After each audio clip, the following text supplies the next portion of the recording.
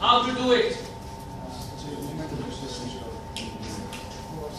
The brother says very I should say clever observation. He is claiming, this is a claim. We can verify it. He is saying that the work is equal to the change in potential energy of the piston. This is your claim. I don't know where did you get it from? From dynamics. Okay. From dynamics is I don't know. Look, let me step back a little bit and tell you something. Whenever you are faced with a question or a problem, please do not answer from your common logic.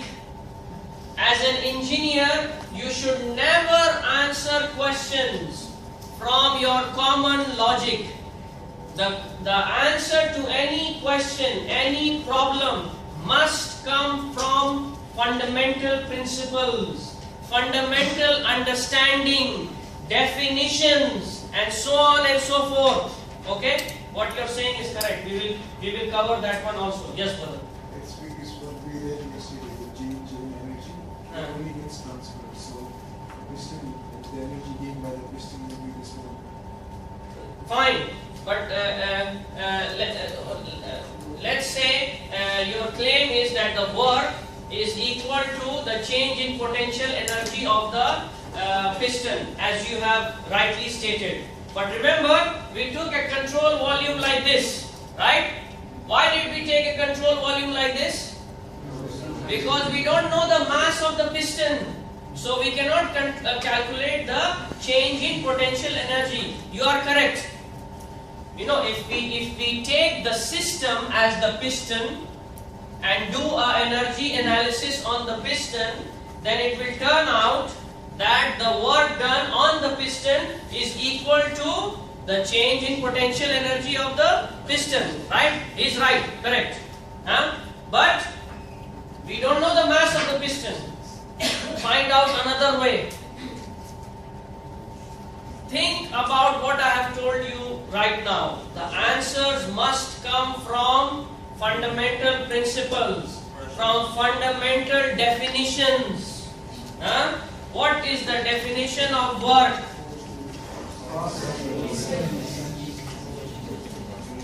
So work, let's do it over here on this side.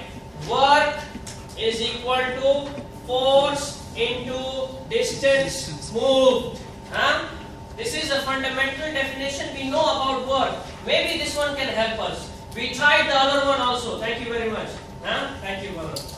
We tried the other one also, but turns out that we don't know the mass of the piston. If we know the mass of the piston, yes, the work done is equal to the change in potential energy of the piston. Correct. Okay. Now, how to proceed? How do we find out the force acting on the piston? Let's say, let me draw it over here. Here is the piston. Here is the cylinder. Here is the piston. At this location, let's say the pressure is P, and the area is A. So the P pressure times the area will give us the force acting on the piston. Okay, so we are done with the force. How about the distance?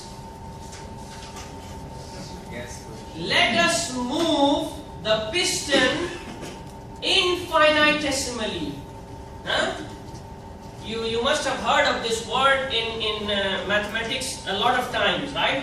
Infinitesimal control volume, differential control volume, infinitesimal distance moved. So why are we considering a small, very small distance moved? Because if you move a very small distance, you can assume that the pressure is not changing. Yes. Correct?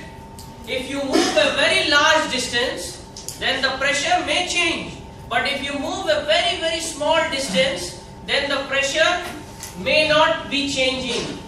It is safe to make an assumption that the pressure remains constant if the piston is moving by a very small distance. So in order to move it a very small distance, we will calculate the small work done. Okay, so let us say that the piston moves from here to this location, and the distance moved is dx. Although I am showing it to be large on the board, but it is actually very small, infinitesimal. Okay, so given that fact, what will be so in order to move a small distance, we will do a small work, right? So the small work is dx. So the small work done, we can call it dw. This will be equal to what? The force into the distance moved, right? What is the force? Pressure into the area multiplied by the dx. Okay, now we can put these two together, area times dx. What is area times dx? What kind of volume? Differential volume. A very small change in the volume, right? So this will become P and we can call it dV. Okay, so the dW or the small work done is equal to the pressure times the small change in the volume. How can we find the total work done from state 1 to state 2? How? Integration. Integrate it. From state 1 to state 2. Integrate from state 1 to state 2. So basically our work from state 1 to state 2 is given by integral P dV. From state 1 to state 2. Here is our formula for calculating work. This is a formula for expansion of gases in a container, like a piston cylinder device, right? We have derived it for the expansion of gases. Please do not use it any other place. This formula is valid for expansion of a gas in a container. Okay, like a piston cylinder device. That point is very important. I have seen many students taking this formula and applying it somewhere else. So for example, I will give you an example. Let's say this is a turbine. I'm just drawing any kind of a figure to show you a turbine. A turbine is something that produces work. So there is steam coming in, steam going out, and this device produces work. Okay, and in many questions you will be asked, calculate this work. This work is not PdV. This work is not equal to integral PdV. You know, the steam is coming in at some pressure P1. It has some specific volume V1.